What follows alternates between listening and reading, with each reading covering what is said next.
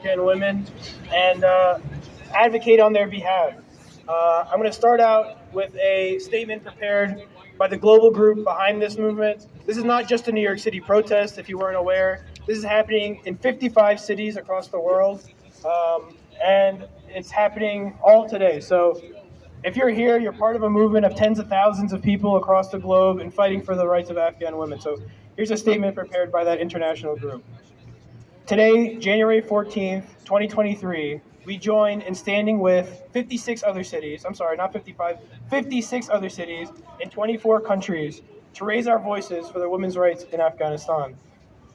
Tens of thousands of people have come together to remind the world that Afghan women are not alone and that we will not let their voices go unheard. We will never stop fighting for the rights of Afghan women. We will implore the international community to break their silence and join us in fighting for the women of Afghanistan. New York City stands in solidarity with Afghan women, and we extend a heartfelt thank you to everyone in the world who has joined us today to raise their voices for Afghan women and girls. So one of our main asks here in New York today is if you look around, I'm going to ask that everyone with the sign with the QR code, can you hold it up? There's QR codes all around you. We ask that you scan these. They'll take you to a link tree. The top of that will be a petition that we'll ask you to sign. And below that, there's 3 resources you can go to that have been vetted and are reputable sources for donating in a way that will directly contribute to Afghan girls' education. So without further ado, we're going to get started today with a reading of a letter written by an Afghan girl. We're going to start with Ruxar. She's going to read the first letter.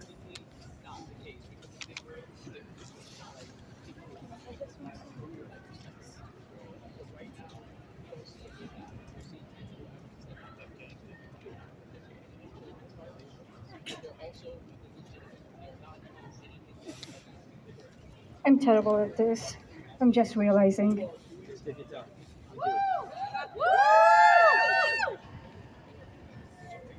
Believe it or not, I have speaking gatherings, but my hands are shaking. I'm so emotional.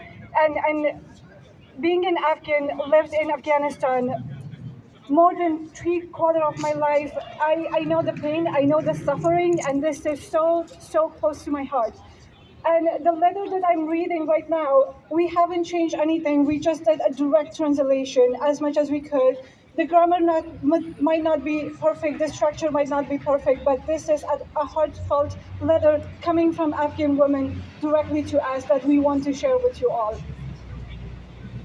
For the sake of her privacy, we will call her name S. Hello, my name is S. I graduated from economics and worked in financial sector 3 years in previous government.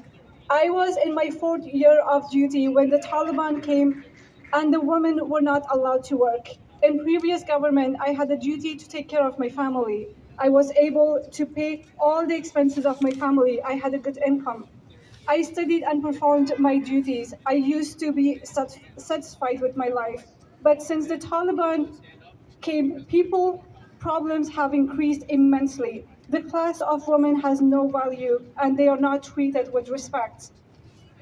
It's with the right that they served their family and people and their homeland. What is Afghan women saying? What is Afghan women saying? Do they not have the right to live like women in other countries? To be free to study, to work, to participate in all political and social and cultural issues of the country? They should defend their right. They should stand on their own feet, but unfortunately they can't. We should be free to travel and have fun, to exercise, to do our work, but unfortunately, we are in such bad situation that we cannot even defend our own right because we are always oppressed by cruel Taliban. We are imprisoned and we are being killed, and the right to freedom of expressions are taken away from us. It's the way to make helpful women and I'm so sorry. All right.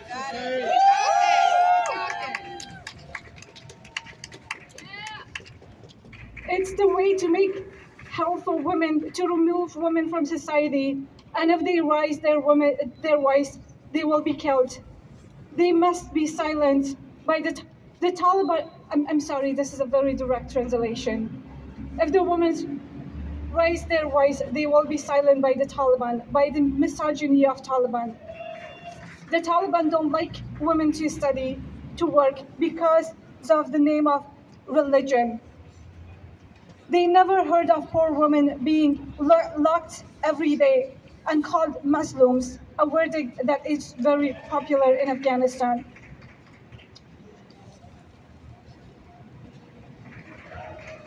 Whether they can go to the same field, I'm sorry. And we don't know what would be our future, whether we will go to the field of our study. I went to the wrong spot at first, and the MTA took so long for me to get to the correct spot that I missed all the speeches, and I just snuck in for the photo op. So today I was panicking again because I missed the train, and the next one wasn't coming for 10 minutes, and the one after that, 22 minutes. We need to fund 6-minute service in the and I'm going to tell you my other gripe, which is that if I had driven here in a private vehicle, the roads would have been free. But if I had taken the bus on those same roads, it would have been $2.75. The roads are for all of us. And buses should be free. Let's fund the service, 6 minutes, let's get the buses free, and let's fix the MTA. Let's go. Well, thanks so much, Jabari. Next we have Marcelo Matena. Hey everyone, I'm Assemblymember Marcelo Martinez and I'm coming from South Brooklyn. So, I don't have a car. I depend on the buses and the trains to get me around. Like most working class New Yorkers, we depend on the service.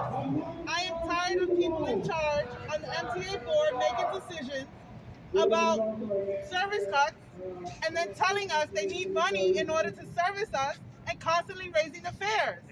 And these decisions are made by people that don't even take our public transportation. We need transparency and we need accountability, and we need to make sure that we're putting people that understand the struggles that we're going through every day on that board to make those decisions.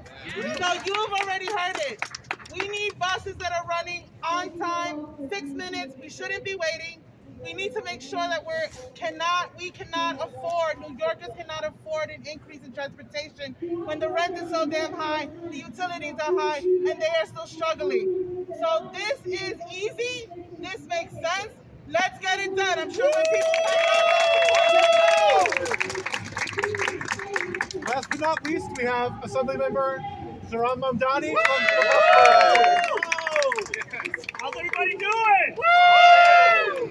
It is so exciting to see all of you here at our first canvas for the Fix the MTA campaign.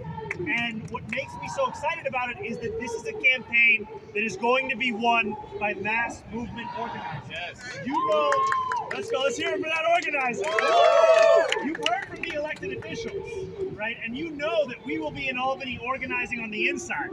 But the magic can only happen if there is a meeting of the inside and the outside, that pressure is felt on all aspects of the political process.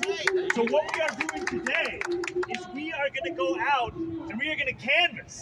And we've got these nifty palm cards which tell people that your train should be here by now, right? That we can freeze fares, fund frequency, make buses free. We can do all of those things. Look, I am a New Yorker like all of you here. In my more than 20 years of living in this city, the MTA has been thought about like death and taxes. It's a certainty that the MTA will suck. That is how we feel in this city. There's nothing we can do about it. We spent years where there was a debate over who even controlled the MTA. We know the MTA is a state authority. Yes. We know that authority falls within the jurisdiction of legislators and the governor. Yes. We know we can fix it. Woo! We are going out there today to talk to our neighbors, to tell them this can be done, this is what we deserve, and this is how we do it. And it is so exciting because so often when you're canvassing, you have to explain why the issue matters, what the issue is. We're meeting people at the subway platform. They are using the very service. They know why it's important to them. They just don't know how they can take action. We are going to be that point which takes them from use of the service to improving the service and letting them know that everything that they use in their day-to-day life can be excellent. It can be what we deserve it to be. The difference is organizing, the difference is political will, and that's what you all are going to create. So thank you all so much for coming out. Most importantly, thank you for the canvassing we're going to do. It's going to be warm because we're going to be on the platforms inside.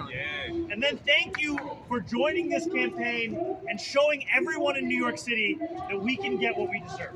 Thanks so much. Great. So now we're going to do an exhaustive canvas training. I think everyone from Zoran to the left, or my left, will come with me. In the middle here, we'll go with Zoran, and to the right, we'll go with Emily. So if you're in the middle, please. And this humanitarian crisis in Afghanistan has one reason, and that is our unity, our voices that keeps the call for justice of Afghan women alive. So, continue because I believe in you, in us, and know that together we can change the face of the worry the world wakes up to. Don't stop investing in women and girls, and don't stop asking the world to reopen schools for women and girls, because education is the way towards sustainable change. Thank you.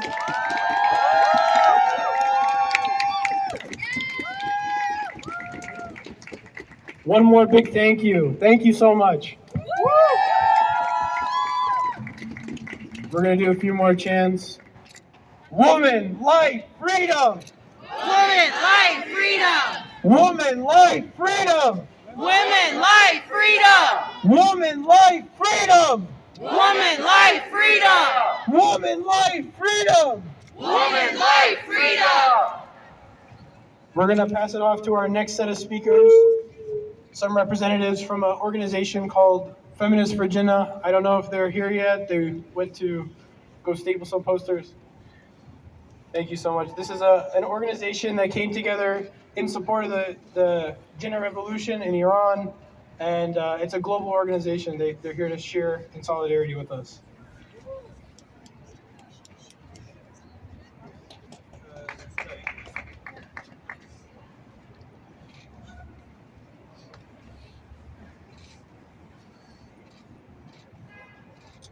It has now been more than 1 year since Taliban have come to power, a murderous group whose history and political existence is interwoven with violence against Afghanistan's people, and especially its women, and with denying them their rights to live. Since that day, due to international and regional help, the Taliban came back to power. Until today, women and girls in Afghanistan have experienced extended and various deprivations. They have been denied work and access to public spaces. They have been forced to obligatory hijab. They have been denied the right to study both at schools and at universities. And misogynistic and anti-women Sharia laws are executed much more intensely than before. During the very same days and weeks, international powers, which were once the front line of the military occupation of Afghanistan, were trying to whitewash the Taliban's image through their political and financial lobbies, reselling it to people as a power that has changed and has become more democratic.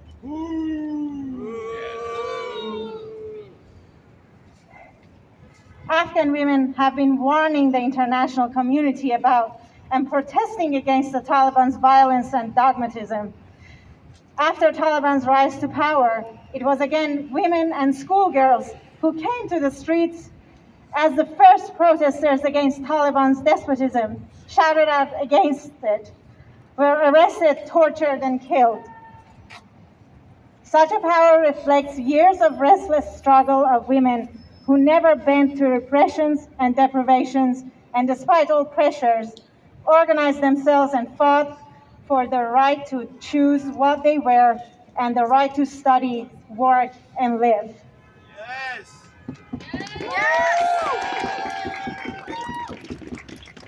This continuous struggle takes place as for decades, women and sexual and gender dissidents' bodies in the Middle East have been the battleground and the subject of invasions of fundamentalist Islamist forces and neoliberal capitalist powers of the global north. Wherever religious dogmatism has tried to come to power, it has started from women, their bodies, and those of minorities and their rights. This approach demonstrates clearly the great extent to which patriarchy, Islamist fundamentalism, and neoliberal capitalism are interwoven and related. We will not forget what a group of Afghan women did in the early days of the Woman Life Freedom Revolution in Iran. Knowing how dangerous a protest could be for them, they appeared in front of the embassy of the Islamic Republic in Kabul and in solidarity with their sisters in every corner of Iran chanted and shouted, "Woman, life, freedom with strength." Because the women in Afghanistan also know very well that we women have entered history together on the way to collapse the high walls of the petrified structures of patriarchy. And we, the women of the Middle East, will change this history. Now the Woman Life Freedom Revolution has begun in Iran and has stepped into the battlefield to fight repression, systemic violence against women, sexual and gender dissidents, and their bodies. We, a group of freedom fighters who go by the name Feminists for Jina, announce our solidarity and alliance with our sisters in Afghanistan. We announce our uprising as an uprising against all backward, despotic, and dogmatic misogynistic powers and forces of the Middle East, from the Islamic Republic's fascist forces to the Taliban terrorists. Hand in hand with our sisters in Afghanistan in their protests against the denial of education, for women shouted out either all or no one, we also believe that the victory of feminist revolution in the Middle East depends on reinforcing regional solidarity and alliances, forming common struggle circles, constant exchange and learning from one another's struggles and fights. We believe that our liberation is only possible through our unity. Long live women of Afghanistan, long live women of Iran, no to Islamic Republic and no to Taliban. Woman, life, freedom. Woman, life, freedom. زن زندگی آزادی. زن زندگی آزادی. ژن ژیان آزادی. ژن ژیان آزادی.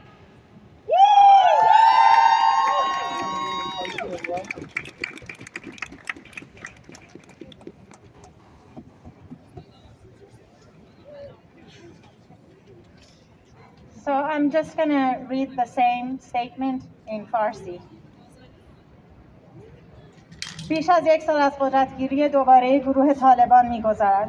گروهی جنایتکار که تاریخ و حیات سیاسیش با خشونت و سلب حق زندگی از مردم افغانستان به ویژه زنان آن گره خورده است.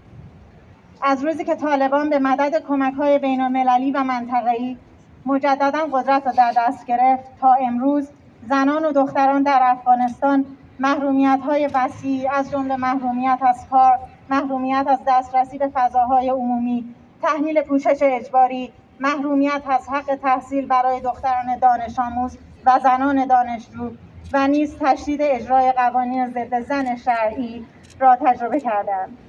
در همان روزهایی که قدرت‌های بین‌المللی که روزی سردمداران اشغال نظامی افغانستان بودند، در لابی‌های سیاسی و زدوبندهای مالی خود سعی می‌کردند چهره طالبان را سفیدشویی و آن را به عنوان نیرویی که تغییر کرده و دموکراتیک‌تر شده است به مردم بفروشند، زنان افغانستان علیه تحجر و خشونت طالبان هشدار می‌دادند و اعتراض می‌کردند. پس از قدرتگیری طالبان نیز این زنان و دختران دانش آموز بودند که به عنوان نخستین نیروهای معترض علیه ارتجاع طالبان به خیابانها آمدند، فریاد حق‌خواهی سر دادند و بازداشت، شکنجه و کشته شدند. چنین قدرتی بازتاب سالها مبارزه نفسگیر زنانی است که تن به محرومیت‌ها نداده و علیرغم تمام فشارها خود را سازماندهی و برای دستیابی به حق انتخاب پوشش، کار، تحصیل و زندگی مبارزه کردند. این مبارزه بی‌وقفه در شرایطی صورت می‌گیرد که دههاست که بدن زن و اقلیت‌های جنسی و جنسیتی در خاورمیانه به صحنه نزاع و هجوم نیروهای بنیادگرای اسلامی و قدرت‌های سرمایه‌داری نئولیبرال شمال جهانی تبدیل شده است. هر کجا که ارتجاع سودای قدرتگیری داشته است، از زن، بدن و حقوق اقلیت‌ها آغاز کرده است. چنین رویکردی به خوبی نمایانگر این است که تا چه حد بنیان‌های مرزسالاری، بنیادگرایی اسلامی و سرمایه‌داری نئولیبرال به یکدیگر پیوند خورده‌اند. ما فراموش نخواهیم کرد در روزهای آغازین تظاهرات انقلاب زن زندگی آزادی، جمعی از زنان در افغانستان با آگاهی بر این که این حرکت اعتراضی چقدر برایشان میتواند هزینه بردار باشد، جلوی سفارت جمهوری اسلامی در کابل حاضر شدند و در همبستگی با خواهران خود در گوشه گوشه ایران شعار زن زندگی آزادی را با صلابت فریاد زدند. چرا که زنان در افغانستان هم به خوبی می‌دانند که در راه فرو ریختن دیوارهای بلند ساختارهای متحجر پدرسالاری ما زنان با هم وارد تاریخ شده ایم و این تاریخ را ما زنان خاورمیانه تغییر می‌دهیم. اینک که انقلاب زن زندگی آزادی در ایران آغاز شده و علیه سرکوب و خشونت سیستماتیک علیه زن، اقلیت‌های جنسی و جنسیتی و بدن‌هایشان به میدان آمده، ما گروهی از زنان آزادیخواه که خود را شبکه فمینیست‌ها برای ژینا می‌خوانیم، همبستگی و اتحاد خود را با خواهرانمان در افغانستان اعلام می‌کنیم و قیام خود را به عنوان قیامی علیه تمامی نیروهای متحجر و زن‌ستیز خاورمیانه، از نیروهای فاشیستی جمهوری اسلامی گرفته تا تروریست‌های طالبان می‌خوانیم. همان گونه که خواهرانمان در افغانستان در اعتراض به ممنوعیت حق تحصیل زنان شعار یا همه یا هیچ کس را سر دادند، ما نیز پیروزی انقلاب فمینیستی در خاورمیانه را وابسته به تقویت همبستگی‌های منطقه‌ای، شکلگیری حلقه‌های مبارزاتی مشترک، تعامل پیوسته و آموختن از مبارزات یکدیگر می‌دانیم و بر این باوریم که رهایی ما تنها با یکدیگر ممکن است. زنده با زنان افغانستان، زنده با زنان ایران، نه به جمهوری اسلامی و طالبان. زن زندگی آزادی، زن زندگی آزادی، زن زندگی آزادی، زن زندگی آزادی، ژن ژیان آزادی، جن جان آزادی.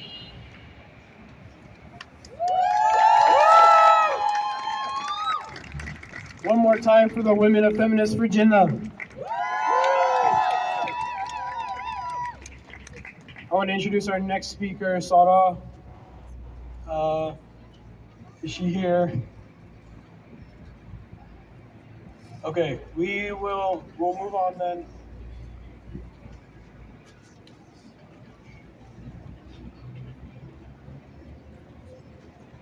So I wanted to say a few words. As the MC of this event, I wanted to thank everyone for coming out here in support. We had 20 days to organize this across 55 cities, and it means a lot that you guys made the effort to come out here tonight. So I want to give a big thank you to all of you. I also wanted to thank everyone that helped in organizing this event. Without you, this would not have happened, and my heart goes out to you. Thank you so much. I want to reiterate our calls to action. Everyone with a poster with the QR code, please lift them high above your head right now. Scan those QR codes, please. Take 2 seconds, scan those QR codes, sign the petition, donate to the links. They're vetted sources that will directly help women seeking education in Afghanistan.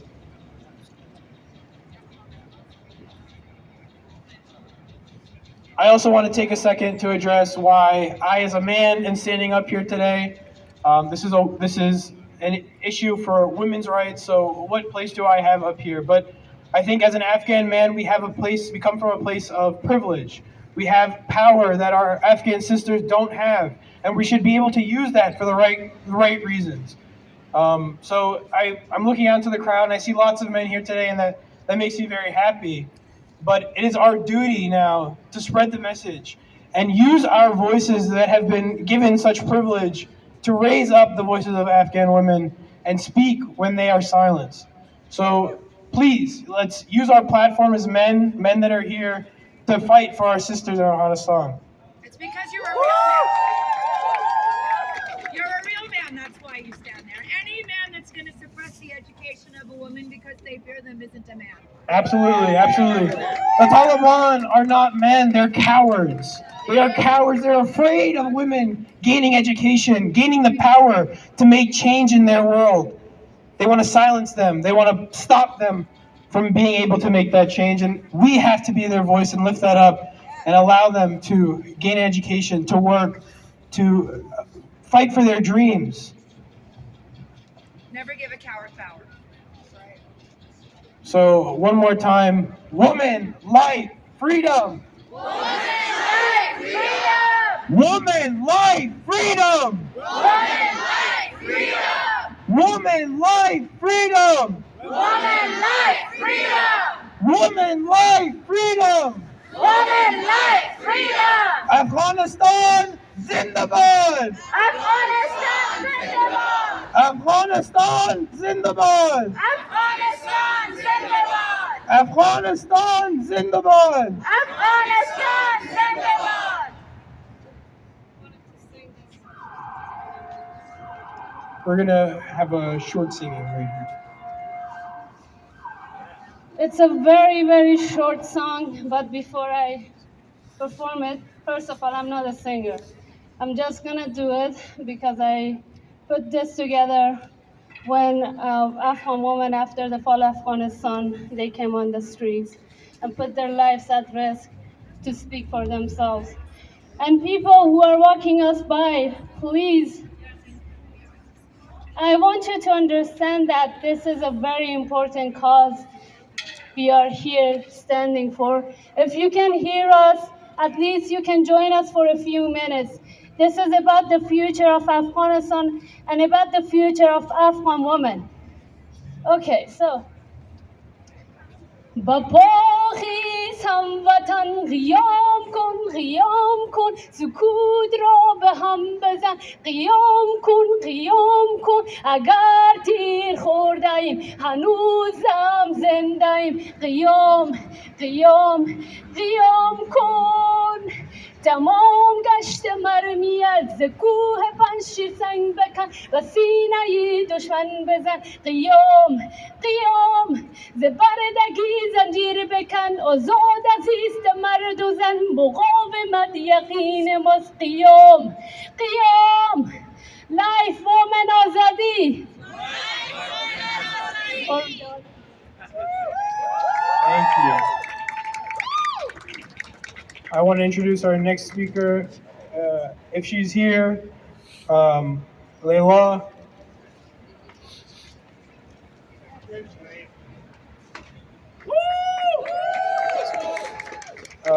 Layla is a medical graduate of the Tehran University of Medical Sciences and a postdoctoral research scholar in cancer research at Memorial Sloan Kettering Hospital.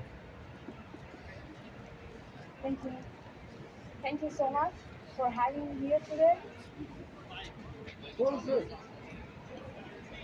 As Martin Luther said, if we can't fly, we should run. If you can't run, you should walk. If you can't walk, you should crawl. But whatever you do, you should keep going forward. Nobody can understand the Afghanistan girls' feeling right now better than I. When I was a child in Iran, cruel Islamic Republic of Iran banned education for Afghan refugees different times. I tried all possible and impossible methods to continue my education. But lots of my intelligent friends couldn't continue their education and couldn't light their future. It's very interesting that Taliban banned the education for Afghan girls while their daughters are studying in other countries' universities because they know the importance of education for their future growth. And they're afraid of because they know that a girl's education can make a family a wise and educated and rare family. And a rare family can make a rare society.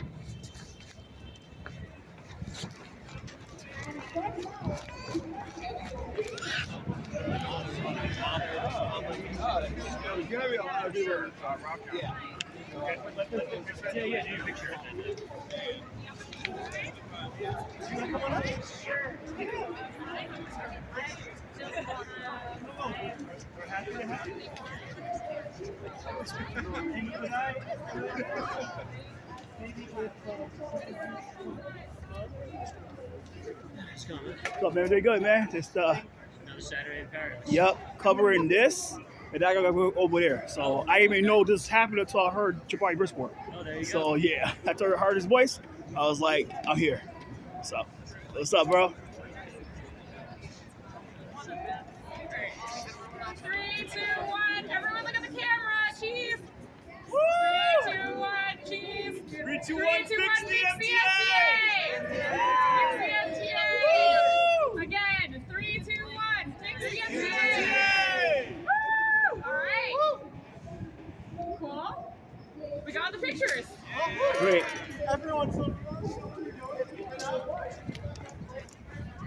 Lastly, I want to tell the women in my land to not to lose your hope by asking for continuing your online education, for asking with different application fee and education fee waivers, by in different models continuing your education and keep going forward. And finally, I want to say that I'm very proud of my friends in Iran and Afghanistan that's supporting women's rights. Thank you so much.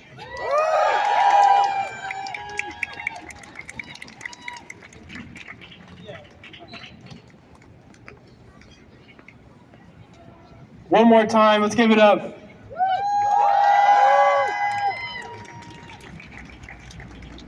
Our last speaker today, before we close out with some chants, is Aliza Kazmi. She's a reproductive rights activist and my sister.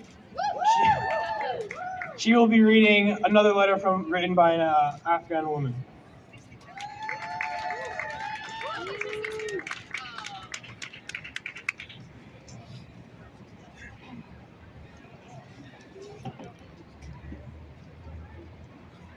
Thank you, everyone. For anonymity's sake, we're referring to the young woman who wrote this as AN. It's quite a long letter, but it's a really good story. Hello, I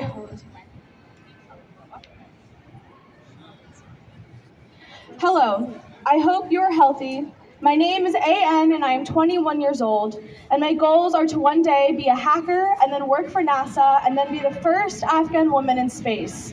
From the age of 17, I understood that every person can have his own dream and should fight for it. I also decided that I should have my own dream and that I could achieve and work hard to achieve it. I chose computer science to achieve my goals. I was 17 years old and I started trying to pass the entrance exam. I studied day and night and participated in mock exams to enter this field at Kabul State University. The first exam I took in 2019, I was admitted to a private university, which was very disappointing for me. I did not accept. I wanted to try again with a stronger will. Again, with all the efforts I made to reach my desired field, I could not make it in the public university and was once again admitted to a private school. It was really sad for me. I decided not to continue and cried every day. One night, I was excitedly watching the cartoon Monsters University when my brother came and gave me the information card of Rana University. which is a private school, and told me to continue, that I should get what I want. He asked me to study economics, and he said, make your decision by tomorrow. With renewed hope and with tears in my eyes, I told my sister that I want to study computers, and I promise not to disappoint you this time. I will study as much as I can. At least I will be an excellent student in all of my classes. The next day, I went and registered at school. Our classes started, and a week later, the Taliban attacked Kabul University and killed many boys and girls. After hearing this news, I was shocked and very worried that our university might be attacked. A few days passed, and all my classmates were worried. After a month of study due to security conditions and coronavirus, the universities were closed and our lessons were online. Because I promised my sister, I studied every day. My lessons were very difficult because our lessons were in English and coding, and I had a little problem with English. It was hard for me to study. There was pressure on me. We were finishing the first semester, and because I was studying a lot, one of the professors said that I will be an outstanding student in my class, or I will be the star of the school in the future because I study a lot. There were 65 students in our class, 5 were girls, the rest were boys. Due to the problems that my professors and classmates created for me, I could not become an excellent student in the class. It was very painful for me because I tried and I didn't get results. The second semester started and my efforts continued. Then it was time for the final exams of the second semester. Every day in the news, it was said that the provinces of Afghanistan are falling one after another. This was also a fear that gripped everyone. I was also very worried about my future. Every day that passed, the fear increased and a province fell to the Taliban, and I, who had the final exams of the second semester, was more afraid for the future. One day before the final exam, I was desperately studying. It was August 15th, 2021. One of my friends said, someone who I had previously promised that we would both reach our goals and be the best in our level of education, sent me a message that Kabul has fallen and all of our dreams have been shattered and none of us can achieve our dreams anymore. After reading this news, I became completely numb. Tears flowed from my eyes and I thought it was the end of my life. I went to the roof of the house and I saw all the people hurrying, scared and worried, as if they all wanted to save themselves. Finally, the Taliban captured Kabul. When they came, they first closed girls' schools above 6th grade and universities. As I said, maybe I was afraid and worried, but I never wanted to bow down and sit at home in front of those who do not have a proper understanding of Islam. I decided to form a group of girls like me who wanted to continue their education, and I created a WhatsApp group. I did this, and I realized that there are many female fighters in my country, and they do not allow the Taliban to close the doors of universities to girls. On a day, almost 600 students, including boys and girls, we tried to start a demonstration, and the name of our group was We Want the Right to Education. But they cut off internet and telecommunication networks and did not let us protest. Again, I was very disappointed. I was sitting and crying until I got to the point where I got psoriasis. On September 3rd, 2021, I participated in the first demonstration for the rights of Afghan girls, and the demonstrations continued. They opened the doors of universities, and this was good news for me. I went to university and saw the attendance of girls was low from our classes and we were separated from boys. This made me worried about why girls were not showing up to class, so I started motivating them. I called them and I had them call other girls from other classes to join us. After a few days, our semester results were announced and I was able to get a 96%. I became an excellent student in my class. I continued my studies, but every day with a new mental pressure. One day, the ministry ordered the girls to wear black clothes, and on another, they would not allow girls to enter the university if they wore any colored clothes. It goes without saying that in university, I was a distinguished student of the class and a class representative, and some of the students mistreated me and teased me, saying, "Why should we study? You're not worthy." These were also my concerns during that time. With the restrictions and challenges that plagued my family economy in this government, my father became unemployed. My brother, who was a police force in the previous government, also became unemployed, and my only sister was the breadwinner and provider for my family, and she provided for the university expenses. She did not think of herself at all and paid for my university expenses. This was another pain for me. Sometimes I said to myself, I wish I could work for a company and earn my own living to pay for my own university. In short, all the hardships, problems, and challenges of my life began in these years, and it was hard. I continued my efforts every day and night with strength and studied so that I would be a worthy and successful student in my field, and after I finished university, I would perform my duties as a university professor. In the university, I fought with all the challenges that the Taliban created for us every day. It was not only the Taliban, but also some of my classmates. At the end of the semester, it was announced that I had scored a 98%.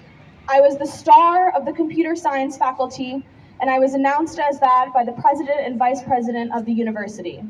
It was a happy time for me because despite all the restrictions that were with me in every way, especially the Taliban, I was able to succeed. I continued my studies, but the Taliban had imposed strict restrictions and would not allow us to go back to the university without a black hijab. Every day I motivated all the girls in class and university that nothing bad is going to happen. If it happens, we girls, we are strong. We will do something. It wasn't even 2 months since the beginning of our 5th semester when we received a notice that all of the final exams for girls should be held by December 21st, 2022. The fear that our universities will be closed to us was evident in all the girls. When they started the exams again without any break in between for a week and a half, all the girls of the university studied. On the night before the last exam, I started to study with a little difficulty and I was tired from all of my other exams. I didn't understand something, so I went to message a teacher, but another friend of mine messaged me saying that the Ministry of Education has closed universities to all girls and there will be no exam tomorrow. When I told this to my sister, because she was also a medical student, she immediately started crying. Each of my friends started crying that it's over. What should we do when our future is gone? I wish we weren't girls, or I wish we were all dead. All the girls were disappointed and it was like a nightmare for me. I could not continue for the exam because I was very upset. Night somehow turned to day, and my sister came and said that the Taliban had forced her to close her courses. I went to university that afternoon, and all the teachers were rushing. They wanted us to start our exam, but they were under the pressure of the Taliban, and we had to take our exam as soon as possible. My heart was full of pain and fear that I might not reach my goals. I asked the dean of faculty, who's a very honorable and kind person, if this is the last time he will come to the university, and if it will be closed forever. He closed his eyes, and with pain but a voice full of hope, he said, "No, John, you will come again." But this did not satisfy me. I finished my exam and left the class and saw all my classmates crying that we could no longer come. Alas, we were born in this country. Our future is ruined because we are girls. We cannot do anything. I also cried and told my classmates that there is no problem. We will go to our homes and study in our homes. We will continue, and God willing, after 5 years, we will be the most successful people. And the head of school came and he said he was very sorry for all the girls of his land, that despite all the difficulties, you were never disappointed and even came for your last exam. We said goodbye to several professors, and it was like a father marrying his daughter to someone and escorting him to the gate. All of the students and professors were crying, and even our professors came to the university gate. And because the Taliban said the university should be empty of girls as soon as possible, it was painful. We were crying and frustrated, and I came home and my mother came to me and she saw that I was crying and said, "My daughter, don't cry, there is still hope. There is God and there is prayer, don't despair." But is it possible to lose the most valuable thing in your life because of being a girl and not be heard? Is it a sin for a person to ask for what is his right from the world? Aren't we Afghan girls human beings who have to ask for help every time from foreign countries or the United Nations whose ears are completely deaf? I want to say my message in the end.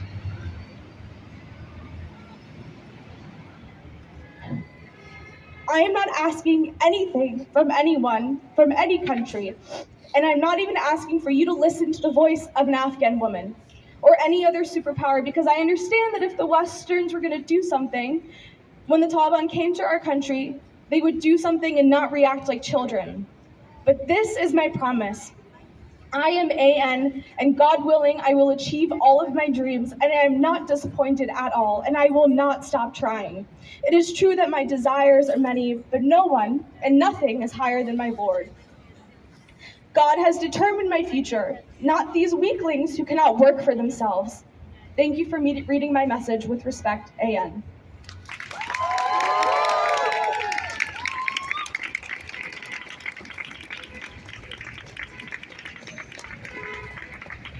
Thank you, Elisa, for that powerful reading.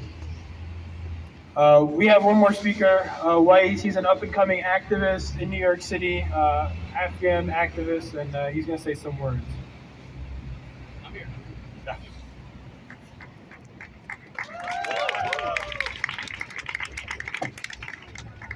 How many of you all here right now today are freezing cold? How many of y'all? How many of y'all cold right now? Because we are in the freezing cold of New York City. Hello, New York. We are here. We are activists. We are people who want to be the change of Afghanistan today that are here in solidarity. So big shout out to every single one of you right here, right now. Please give a round of applause for every single one of you that are here.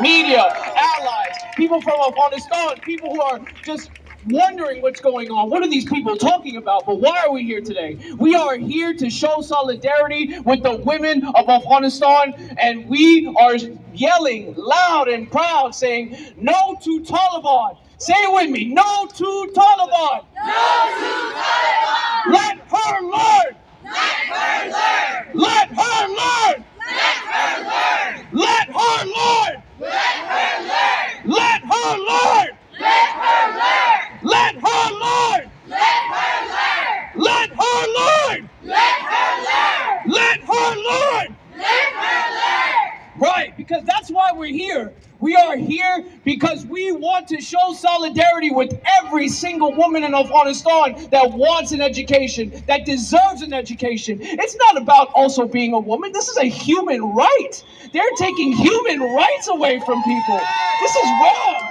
This is wrong. I understand it's a mother, woman, sister, but this is a human right. We need to address the humanity aspect of this. This is wrong. This is not fair. And also at the same time, just like Zach has said earlier, the Taliban are afraid that women will be the change that Afghanistan wants to see. Women who are the pioneers of education.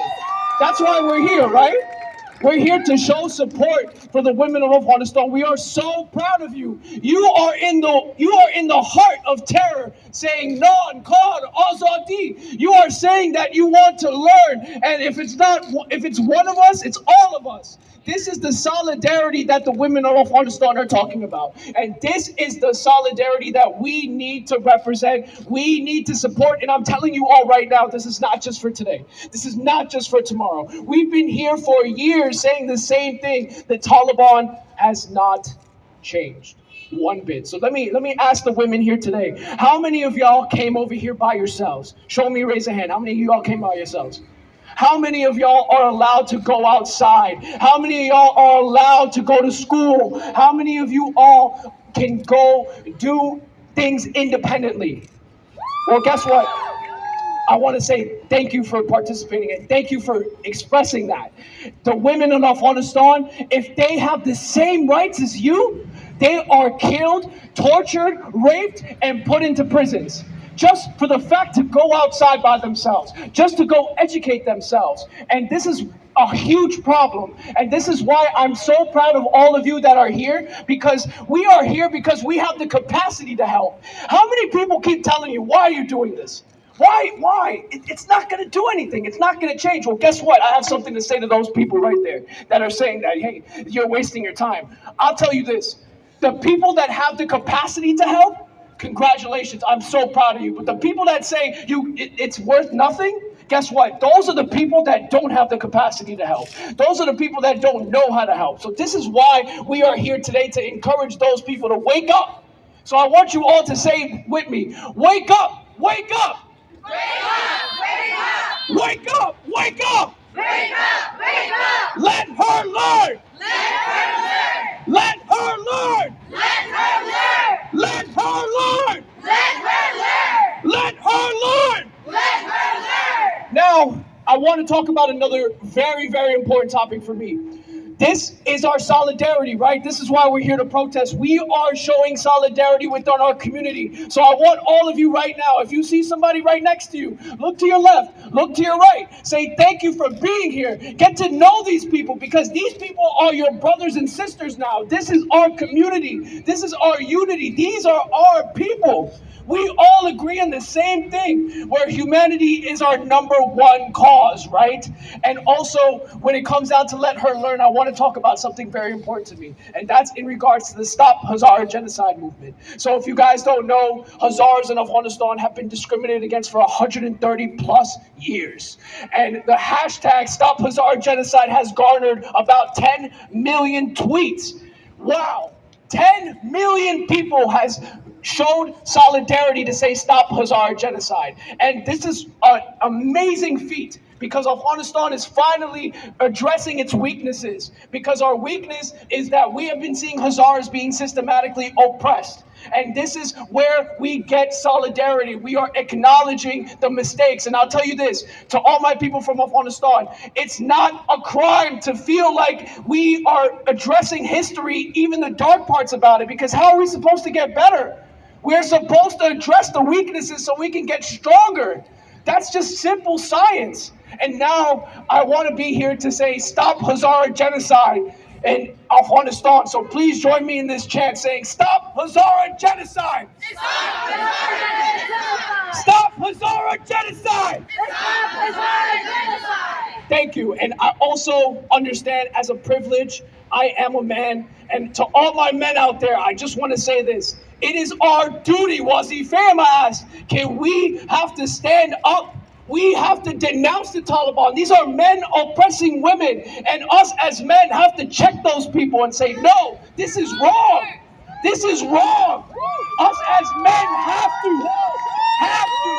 You're not a man. I'm just being honest. You're not a man if you're not checking another man for doing the wrong thing. You're not a man. You're not a man. And I don't take no credit for this. This is just my job. This is my duty. This is what I have to do. I don't get no credit for this. I give credit to the women that spoke earlier, the women that are in the audience, the men that are listening and encouraging themselves to say, you know what? It's time. It's time to break the silence. It's time to show solidarity. And it's also time to learn the stories of the women in Afghanistan. So what kind of story do I have for y'all today? Thank you. Thank you. This is another story I have because this is our job. As men, if you don't know what to say, I'll tell you what to say. Learn the stories of the women in Afghanistan. Learn the stories. Today, I have a poster of a very, very tragic story about what had happened at Qad University. And if you don't know what happened in Qad University, 56 girls have been killed in a terrorist bomb blast. And the Taliban has been saying, oh, Afghanistan is safe. Afghanistan is okay. The West has left. Now we're safe. But guess what?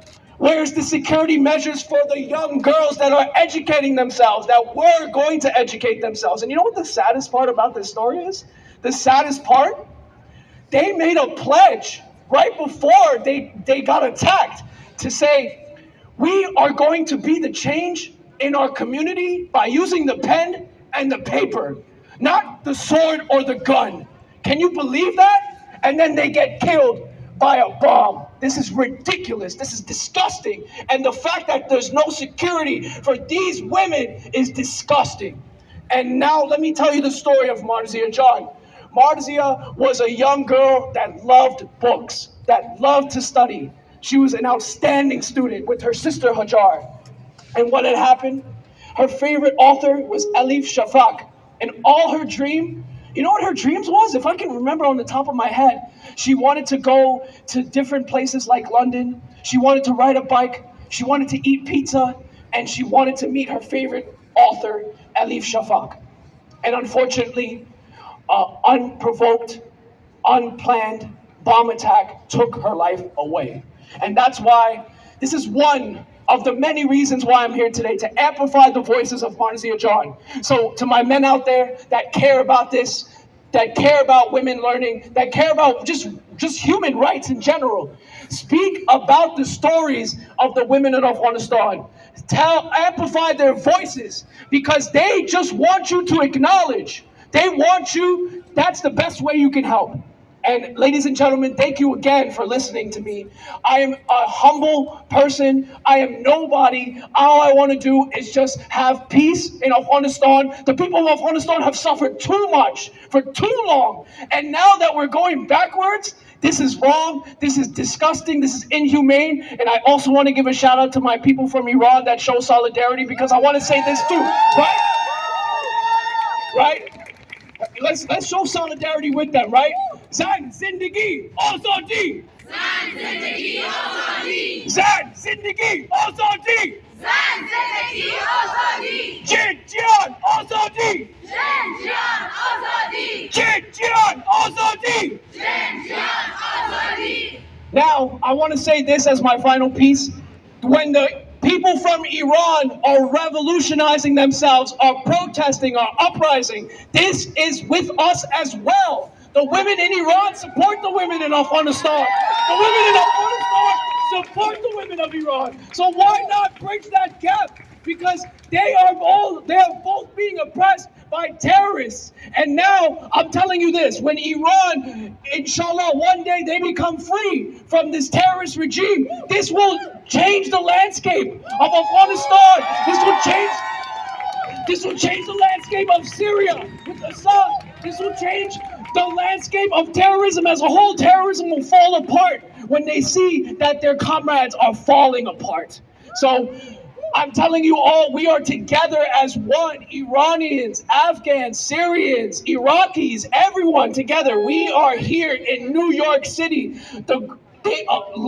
What they say is this is the greatest city in the world. But you know why this is the greatest city in the world? Because of our diversity, because of what we bring to the table, because we are all different faces, different places, and different in general. And this is why we are amazing, because our differences bring us together. So thank you. And I want to end it with this. Remind us everyone, why are we here today? We are here today to remind ourselves that we are a global movement for women's rights for Afghanistan, and we want women to give their fundamental right, to let them learn. So say it with me. Let her learn.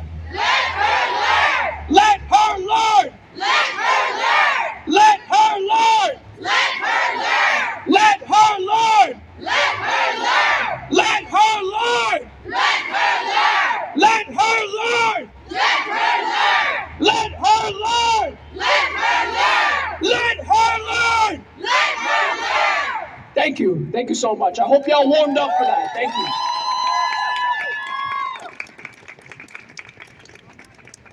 One more time, one big thank you.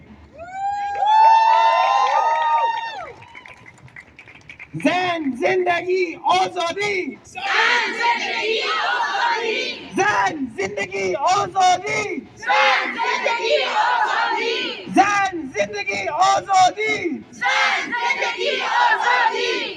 Free Afghanistan, down with the Taliban. Free Afghanistan, down with the Taliban. Free Afghanistan, Free Afghanistan, down with the Taliban. down with the Taliban. Free Afghanistan, Free Afghanistan, down with the Taliban. down with the Taliban. We have another speaker here for us today. Her name is Meredith. She's an activist and has worked in Afghanistan. Here we go. Hi, my name's Meredith Festa. I'm the president of Paws Unite People. I'm a tiny animal rescuer on Long Island. I also am the secretary for the World Hazara Council, and I work with some Maasai tribe in Kenya, so I'm kind of a jack of all trades. I worked in international trade for over 25 years on Wall Street. Everyone keeps asking me why is an animal welfare advocate for Long Island helping Afghans? I have over 200 Afghans, just a little over 200 Afghans we're helping right now financially. I'm housing a little over 150 in Pakistan, and the rest we're supporting in safe houses in Afghanistan. My friends are my family. For over a decade, I've been doing animal rescue all over the world. I helped soldiers that were stationed in Afghanistan bring home dogs, and through that effort, I met some really amazing people. Women, veterinarians, their families, their children, male veterinarians, Hazara, Tajik, Uzbek, Pashto, doesn't matter. People making a difference in this world. And when everything went down, of course they called and said, Meredith, we need help. So I said, okay. And I watched as the world tried to evacuate a bunch of animals and people from Afghanistan. And then I watched as everybody stopped caring about the people. And my community, the animal welfare community, said, but it's about the cats and the dogs. And I said, no, it's not. I'm an animal welfare advocate. I save animals every day. I have an entire building at East Patchogue full of animals that were abused. But I understand that a child is important. And I wasn't going to let people die for US government employees, cats and dogs. So I got $600,000 from a friend and I said, I'm going to try to do this. And here I am over a year later, broke and going on the news and trying to keep my friends alive. And I will continue to do so because my friends are my family. And the thing is, if we don't stick together, then it's all bullshit. Because it is. I can't even explain to you what it's like when you listen to somebody on the phone say, those cats belong to important people. Let's get them in the airport. The people can get in later. That's not okay. And there's a universe where that's okay. You can save both. All lives are precious. It doesn't matter. And I will go to the end of days. I will sell my house. I will close my animal shelter. I will do everything I can to keep my friends safe and anyone else that needs help until I'm gone. Thank you. The U.S. government, it's not just about not letting Afghan girls learn in Afghanistan. There are thousands of people waiting for P1, P2 visas right now in Pakistan that can't go to school. They can't go to school. Those women can't go to school. Those girls don't get to go to school. They don't get to work. So all of those Afghans that fled Afghanistan, that went to Pakistan, are waiting in limbo and rotting. And they're not getting an education there either. And that is our fault. That is our government's fault because they need to do better. Because we need to do better. People are inherently good. You know, it's a small group of people that suck. I said that the other day. You can't say I hate people. My community, the animal welfare community, they always say we hate people. No. You know what? Some people suck, but people are inherently good. But we need to be the voice, and we need to be loud, and we need to not let people forget. Do not let Afghan women be erased.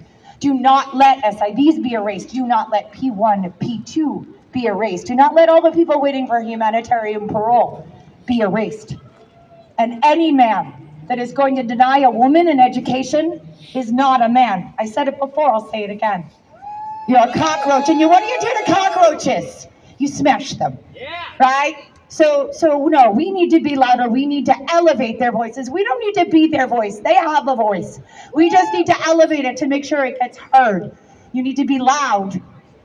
Listen, if I can make people change animal welfare laws and animal cruelty laws, and we can make it illegal to do bad things to chickens and dogs and cats, then we can save people. Right? So please, just keep reminding your politicians to do better. Tell Chuck Schumer to do better. Because that man will call me back if there's a dog stuck at JFK from Jordan because it's paralyzed. But he's not going to call me back because my friends that are veterinarians can't get out because it's not right. It's really nice that U.S. government employees got their cats and dogs back from the U.S. Embassy, but the people that stay behind to protect them are stuck. And I want everyone to understand how wrong that is because they all should get out. Do better. If you can't process them in Pakistan, process them somewhere else. Do something. Because you can, you just don't. Because there is no difference between a refugee from the Ukraine or a refugee from Afghanistan. We are all people. I get so upset because I just watch the world erase my friends. And my friends are my family. And I will continue to fight. And I will continue to be here. And I will go down swinging. I will lose everything. But we all have to be their voice. So just keep being loud. Don't let them be forgotten. Okay? Yes. Thank you. And I'm still standing here, so that's okay. There you go. Thank you, Meredith.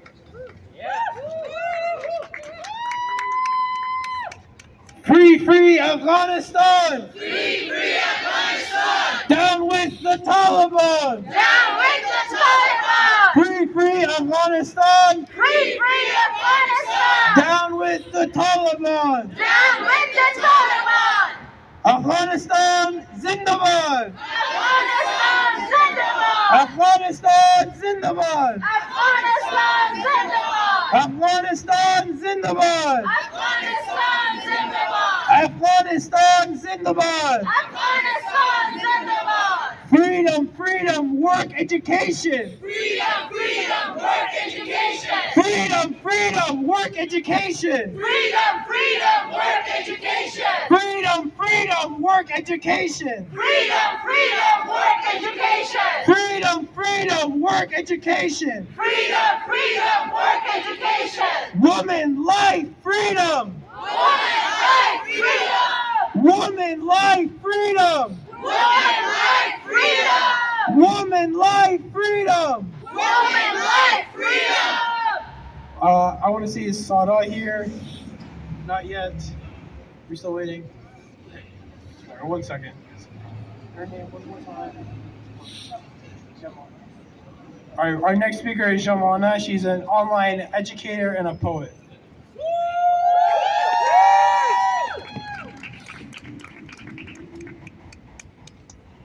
First of all, thank you everyone for showing up. از همه شما جوان سپاس دیرم من تورونم. What a letdown in the year 2023. We have to talk about girls' education. Not just any education on girls, but for Afghan girls. We have failed Afghanistan. We have failed Afghanistan. We have failed our sisters in Afghanistan. Education is a basic human right, and Taliban have no place to decide the future of our sisters. Taliban has made Afghanistan living off a hill. Afghan women are caged inside Afghanistan, inside their own country, inside their own land. آیا احساس میکنی اینو میفهمید چقدر سخت است وقتی که در داخل خانه بندی باشی؟ وقتی در داخل خانه زندانی باشی؟ آیا تمام شده؟ این احساس ما اطراف تصورشان مشکل است. تصورشان مشکل است. امروز برات گفت مکتب نرو. امروز دروازه دانشگاه رو برایت بسته کرد. امروز دروازه مکتب و پانتون و دانشگاه و کار و دروازه خانه رو برایت بسته. فردا روز میگه وقتی که دخترت به دنیا آمد زنده به گورش کن. تا بکی باید خاموش بشینیم. ما فقط اینجا نامدیم که فقط به خاطر بازگشایی دروازه مکاتب دانشگاه صدا بلند کنیم، بلکه ما باید اینجا صدا بلند کنیم تا به خاطر ما فعلا در افغانستان در افغانستان یک نظام تروریستی حاکم است. همگی ما با این موافق هستیم، همگی ما میفهمیم. پس ما از کدام نظام توقعیش داریم که دروازه مکاتب به دخترهای ما باز کنم؟ They don't even care.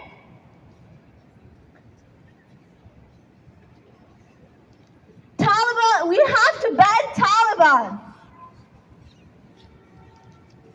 طالبان قصه از این نیست که دروازه مکاتب باز است یا بسته. No, they don't care. ما باید این نظام تروریستی را متوقف بسازیم. ما باید قیام کنیم، صدا بلند کنیم در مقابل یک نظام تروریستی. یک نظام که اصلا نه قصه زندگی است، نه قصه زن است و نه به قصه تحصیل و تعلیم دختران.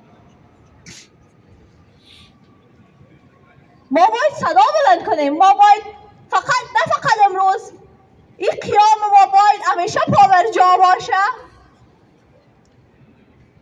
موش باید طول یو لاسو لاس په لاس او سنگ پر سنگ باید هر خانه یک مکتب باشه. باید همگی ما کوشش کنیم تا به بهترین ممکن ترین راهان. باید نگذاریم دختران ما از تحصیل عقب مانند. ما قرار نیست به عقب بریم. ما یک نسل تازه هستیم، نسلی که قرار نیست به عقب برند. نسل قدرتمند، نسل که قدرتشان فقط قلمشان است. و این رو میفهمین که قوت و قدرت قلم چقدر اون قدرتی که با قلم پابرجا باشه چقدر قدرتمند دست یک انسانه که قوت و قدرتش تمام با قوتش قلمش باشه. ما نسل دانایی هستیم. زنان افغان نسل دانایی هستند. نماد از دانایی هستیم ما. و این انقلاب ما انقلاب انسانیت است، انقلاب دانایی و دانش و آموزش. ما امروز فقط به خاطر دختران زابل و کابل و هلمند و ایران صدا بلند نکردیم، به خاطر مکاتب و دانشگاهایی که امروز بسته کردن در مقابل ما صدا بلند نکردیم. امروز ما به خاطر حق راهد و مرزیت صدا بلند کردیم، به خاطر آرزوهای زیر خاک شده راهد و مرزیت. ما به خاطر مادر راهد و مادر مرزیه و آمنه صدا بلند کردیم. مادر راهد نتونست فراغت پسر خود ببینه، مادر مرزیه نتونست فراغت دختر خود ببینه. مادر مرزیه آرزو داره دخترای این کشور به کنار دختران و مردان و زنان افغانستان پلو به پلوی هم استاد شود. این آرزوی مادر مرزی است، این آرزوی مادران افغانستان است که ما باید صدا بلند کنیم به خاطر حق اولادشان. ما باید به خاطر حق دخترها و خواهرای خود صدا بلند کنیم. شعر قرار است من بخوانم دکلمه کنم از استاد سهراب سیرت است. قرار است من شعر دکلمه کنم. شعر استاد سهراب سیرت برای دختران افغان و برای شرایط کنونی افغانستان نوشته. با اجازه.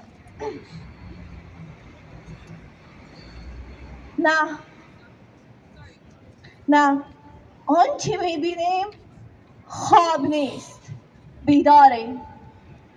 آنچه میبینیم خواب نیست، بیداریم. خیال نیست، جنون نیست، سخت ناچاریم. هجوم لشکر از زامبی چه کرد بر ما؟ هجوم لشکر از زامبی چه کرد بر ما؟ از این حقیقت کابوسواره بیزاریم. چه شد که خانه به زندان بدل شد و دیدیم؟ چه شد که خانه به زندان بدل شد و دیدیم؟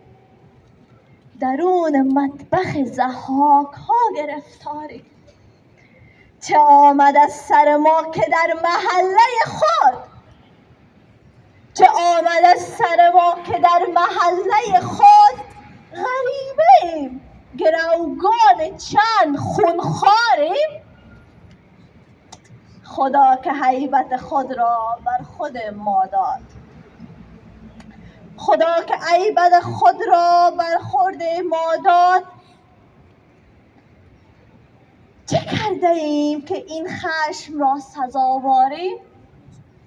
چه کرده ایم که این خشم را سزاواریم؟ اگر به گریه شکایت کنیم ناشکریم. اگر به گریه شکایت کنیم ناشکریم. به هر دلیل بخندیم گناهکاریم. چه شد که نیم فراری نیم دیگرمان، چه شد که نیم فراری نیم دیگرمان. رعیت دو سه ملای مردم آزاریم. چه خواسته ایم اما، چه خواسته ایم اما، نان کار آزادی. چه خواسته ایم اما نان کار آزادی. چه شد؟ چه شد؟ چه شد کنون که به سگ استخوان بدهکاریم؟ چه شد کنون که به سگ استخوان بدهکاریم؟ Thank you so much.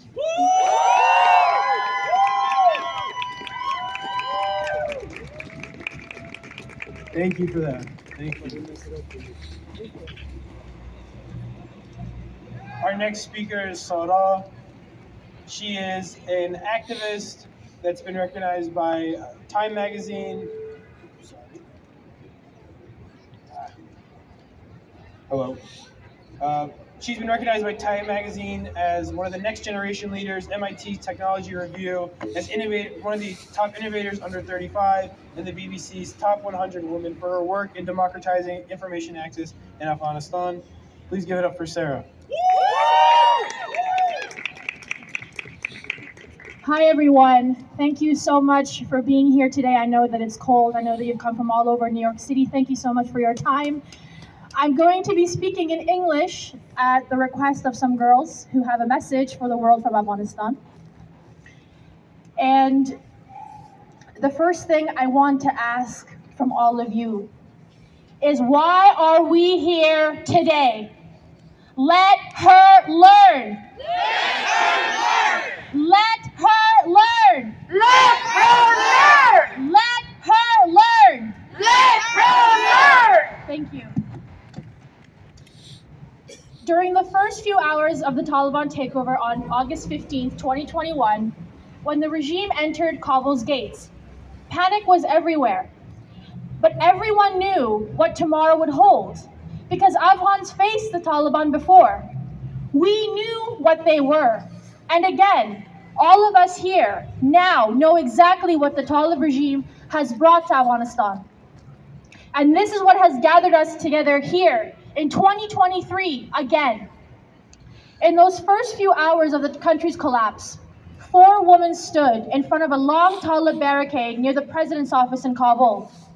Each of them held a sign. We do not accept this Taliban regime.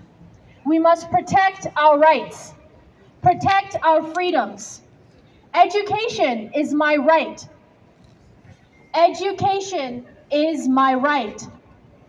The right for education was entrenched in the Afghan Constitution in 1919, over 100 years ago.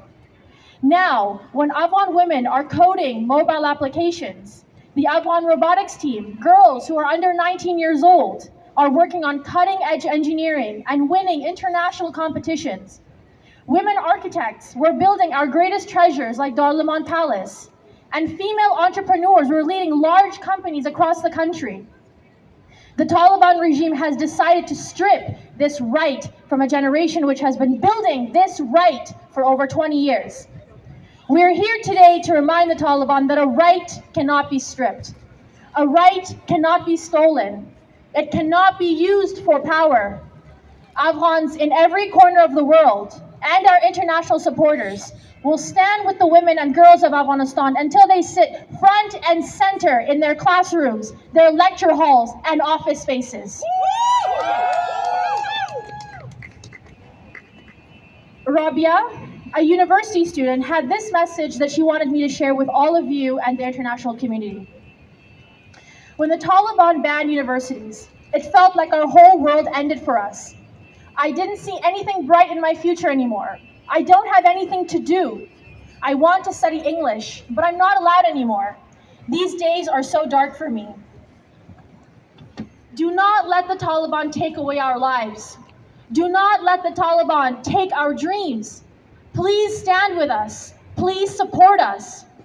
For Rabia, for Firishta, for Zeba, for Khojasta, for Tamana, for Zahra, and for every other woman and girl who is sitting at home, waiting for the Taliban, waiting for the world to rise and stand with her. We have one message for the Taliban. This is not simply about letting her learn. This is her entrenched, fundamental, basic right. We are here to take that right back together. Thank you. Thank you, Sada.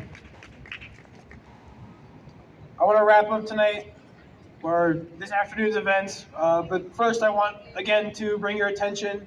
Everyone who has a QR code, please, as high as you can hold it, scan those QR codes, sign the petition, donate to the vetted sources. That is what you can do as a person in New York City right now. You can also call your local elected official, tell them to do something, tell them to do literally anything. That would be better than what's happening right now. I make appeals to the international community. Use your networks. Make your voice heard for the Afghan women who are being silenced. Be there to support their message and be the best ally that you can be. We're gonna wrap up with some chants. My voice is shot, so I'm gonna pass it off to my sister.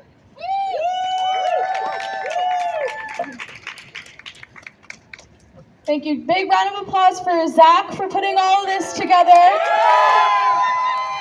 An example to men everywhere. This is what it takes. Free, free Afghanistan! Free, free Afghanistan! Down with the Taliban! Down with the Taliban! Free, free Afghanistan! Free, free Afghanistan! Down with the Taliban! Down with the Taliban! Women, life, freedom! Women, life, freedom! Women, life, freedom! Women, life, freedom! Women, life, freedom! Women, life, freedom! Women, life, freedom! Women, life, freedom! Zan zindagi azadi! Zan zindagi azadi! Zan zindagi azadi! Zan zindagi azadi! Zan zindagi azadi! Zan zindagi azadi! Afghanistan! Afghanistan! Zindabad! Zindabad! Afghanistan Zindabad! Afghanistan Zindabad! Afghanistan Zindabad! Afghanistan Zindabad! Afghanistan Zindabad! Afghanistan Zindabad! Freedom, freedom, work education! Freedom, freedom, work education! Freedom, freedom, work education! Freedom, freedom, work education! Education is a human right! Education is a human right! Education is a human right! Education is a human right! Let her learn! Let her learn! Let her learn! Let her learn! Let her learn! Let her learn! All of you here, if you could just raise your hand and promise me, promise every Afghan woman that spoke, promise every Afghan woman that spoke on behalf of another woman still in Afghanistan, that you will take this fight into tomorrow, into the day after, into your social media, to your Congress people, to your neighbors, to the people who disagree with you, to the people who agree with you. The fight does not end here. It goes off with us, and we pass this message along. Let her learn. Let her learn! Thank you all so much.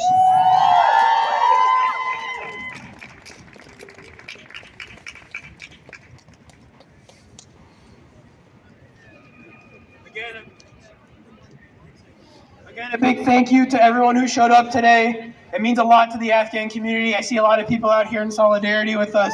Thank you, thank you, thank you. Thank you! A big thank you to everyone who helped organize this also. This would not have been possible without them. Thank you to Mike Bikes for the sound. Thank you for Gina for helping out so much. This would not have happened without them. So a big round of applause. This is about Afghan women. This is about Afghan human rights. And it is up to us now to make our voices heard beyond today. Like Eliza said, on social media, calling your congressperson. Anything you do to further this message is a good thing. So I ask that in your day-to-day life, you talk to your friends, you talk to your family, you talk to your coworkers, you inform them, you let people know what's going on, and you ask for change, you ask for action, because nothing happens if we don't act. So again, thank you everyone for coming out here today.